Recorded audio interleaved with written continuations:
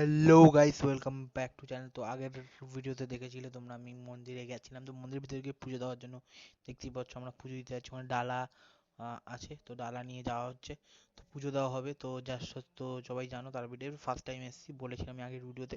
তো ভাই সেই জন্য যাচ্ছি, মানে প্রচুর ভিড় ছিল। তাও একটা জিনিস কি, যে দিতে পেরেছি পুজো, সামনের দিক দিয়ে দিতে পেরেছি, ওটা সবার চেয়ে বড় কথা। যে ওটা হয়তো মানে আমার একটু বকা খেতে পারি, আমি অল্প একটু ক্লিপ নিই, আমি পুরো ক্লিপ নিইনি, মুখ দেখাইনি, বিকজ ওখানে মানা আছে। তো সেই হিসাবে আমি করিনি। তো দেখতেই পাচ্ছ প্রচুর ভিড়, আর সেদিনকারে প্রচুর ভিড় ছিল, এত লোকের ভিড় ছিল মানে বলে বোঝাতে পারবো না। বহুত, কারণ কিছুদিনের মধ্যেই শিবরাত্রি পড়ছে, তো তার আগে এখানে এখানে বহুত ভিড় হয়, শিবরাত্রির সময় ভিড় হয়, সবসময় বহুত ভিড় হয় এখানে। তো দেখতেই পাচ্ছ, মানে লিটারালি বলতে গেলে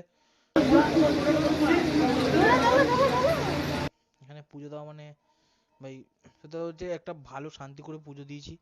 তো এবার দাঁড়িয়ে আছি, দেখতেই পাচ্ছ, মানে এর এখানে বহুত রোদ্দুর ভাই, বহুত বহুত গরম, খিদেও পেয়েছে, মানে থাকা যাচ্ছে না। আর পেটে পেটে বহুত পেট মনে হয় আর মানে ইঁদুর দৌড়াচ্ছে, আর কি বলবো।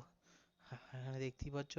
তো এদিক দিয়ে মানে যাচ্ছি, মানে এখানে যা লোক, যা ভিড়, শুধু ভাই একটাই আমার স্ক্যাম লাগে ভাই, কি জানি তো, মানে এখানে ভাই তোমার হুট করে গিয়ে কেউ একটা পরিয়ে দেবে, টিপ পরিয়ে দেবে, মাত্র 10 কোটি টাকা চাইবে, ওটাই ভাই। কিন্তু এটা আবার ওদের এটা তো সত্যি কাজ, এটা খারাপ বুঝি বলা উচিত না, বিকজ এখান দিয়ে ওদের অনেকের পেট চলে, তো সেটা বলা উচিত না। তো ঠাকুরের জিনিস মানে সব বলা উচিতই না। তো 10 কোটি টাকার জন্য আমরা এমনি জায়গায় কত দিতে পারি, এই জায়গায় 10 কোটি টাকা দিলে বা কি হবে, তাই না? তো দেখতে পাচ্ছ ঠাকুরের ফুল ছুঁয়ে দেওয়া হলো, ঠাকুরের ফুল আছে, মায়ের ফুল ছুঁয়ে দেওয়া হলো। নিয়ে আসতে পারছি ভালো।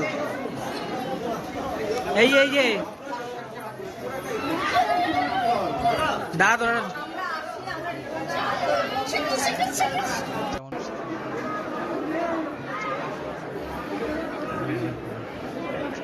বাজছে ব্যাপারটা,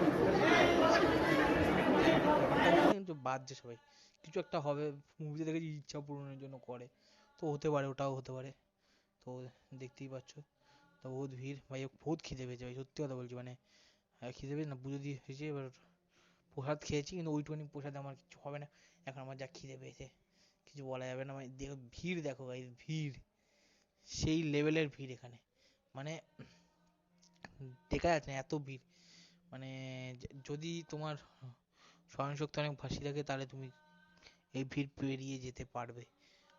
তো তারপরে ভাই সিধা একদম হোটেলে এসেছি, চা খাচ্ছি, মানে মানে এটা হচ্ছে ঘুম থেকে ওঠার পর, ঘুম থেকে ওঠার আগে, ওঠার পর তারপরে চা নিয়েছি, কারণ এখন